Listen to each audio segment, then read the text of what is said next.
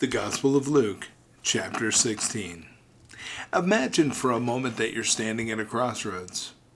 On one side is the path of worldly success, where fame, fortune, and possessions beckon. On the other side is a quieter, less traveled road, a road that leads to deeper purpose, fulfillment, and a life that echoes into eternity. Which path would you choose? Well, today we're exploring the powerful teachings of the Gospel of Luke, chapter 16, from the New Testament. Jesus' words in this chapter call us to examine how we handle the gifts, opportunities, and resources in our lives, urging us to shift our focus from what's temporary to what truly lasts. Let's open our hearts and minds to these lessons that have the power to transform the way we live, love, and lead. And this chapter presents us with two profound stories that together offer a blueprint for living a life of faithfulness, integrity, and eternal focus.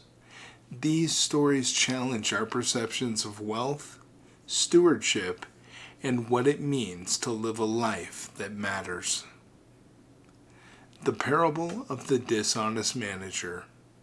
So, Jesus begins with the story of a wealthy man who discovers that his manager has been wasting his possessions. Knowing he's about to be fired, the manager quickly devises a plan to secure his future. He calls in his master's debtors and reduces their debts, hoping to earn their favor so they might help him later. Surprisingly, when the master hears of his actions, he praises the manager, not for his dishonesty, but for his shrewdness and foresight. You see, this parable highlights the importance of using our resources wisely and creatively, even when our circumstances seem dire. Jesus isn't endorsing dishonesty. Instead, he's teaching us about the importance of thinking ahead and using what we have to build a future that aligns with our true values. The lesson here is about prioritizing eternal outcomes over temporary gains. And in our own lives, we often face moments when we must make quick decisions about how to use our talents, money, and time. Jesus challenges us to think about the long-term impact of these decisions. Are we investing in things that will matter in the years to come? Or are we caught up in short-term gains that fade away? We're called to be stewards who use our gifts not just for ourselves, but for the greater good. So, ask yourself, how am I using my resources today to build a legacy that lasts beyond my lifetime? Am I investing in relationships, community, and my spiritual journey as much as I am in my material success? Faithfulness in the little things.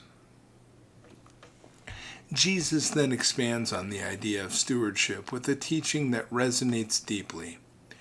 Whoever can be trusted with very little can also be trusted with much. And whoever is dishonest with very little will also be dishonest with much. He goes on to make a bold statement. You cannot serve both God and money. Now, this message is a call to integrity. Jesus teaches that our character is revealed in the small, everyday choices we make. It's not about the grand gestures or the big moments that everyone sees. It's in the quiet, seemingly insignificant decisions that our true nature is shaped. If we can be trusted with the little things, we will be trusted with greater opportunities. And this lesson challenges us to look at our daily habits and the small actions that define us. Are we honest when no one else is watching? Are we using our time wisely, even when it seems that the stakes are low? Jesus reminds us that the small things we do today lay the foundation for the bigger roles and responsibilities that will come our way.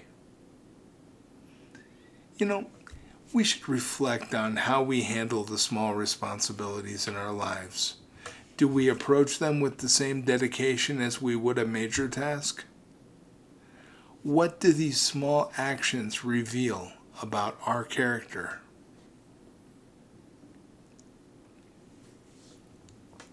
The rich man and Lazarus. The second part of this chapter features the parable of a rich man and Lazarus. Lazarus is a poor man who suffers outside of the rich man's gate, longing for scraps of food. The rich man, on the other hand, lives in luxury, completely ignoring Lazarus' suffering. When both men die, their situations are reversed. Lazarus is comforted in heaven, while the rich man finds himself in torment. Now, this story is a powerful reminder of the importance of compassion, empathy, and the eternal consequences of our choices. It teaches us that the true measure of wealth isn't found in what we accumulate, but in how we treat others, especially those in need. The rich man's downfall wasn't his wealth. It was his lack of compassion, his failure to see the suffering right in front of him. You know, in today's world, it's easy to get caught up in the pursuit of success, sometimes at the expense of our kindness towards others. Jesus calls us to open our eyes and hearts to the needs of those around us. He challenges us to see beyond our own comfort and to act with love, generosity, and humility. You know, ask yourself, who in your life might be like Lazarus, sitting at your gate, longing for kindness, support, or attention? And what steps can you take today to extend a hand of compassion to them? Now, as we close this reflection on the Gospel of Luke, chapter 16, let's carry with us a simple yet profound truth. Our lives are not defined by what we gain, but by what we give. Jesus' teachings in this chapter remind us that we are all stewards, entrusted with gifts and opportunities to make a difference. Let us use these gifts to sow seeds of kindness, to build a legacy of faithfulness, and to focus on the treasures that truly last. Those that are stored, not in earthly vaults, but in the hearts of the people and in the eyes of God. Now, when you walk away today, I challenge you to look at the small decisions in your life with a new perspective. Ask yourself, how can I use what I've been given to make a lasting impact? And remember, true greatness lies not in serving ourselves, but in serving others. As you go throughout your day, let these lessons from the Gospel of Luke, chapter 16, guide your thoughts, actions, and heart toward a life that is not just successful, but significant. May your journey be one of purpose, compassion, and faith, knowing that every small act of stewardship today builds a greater legacy tomorrow. Thank you so much, my friends.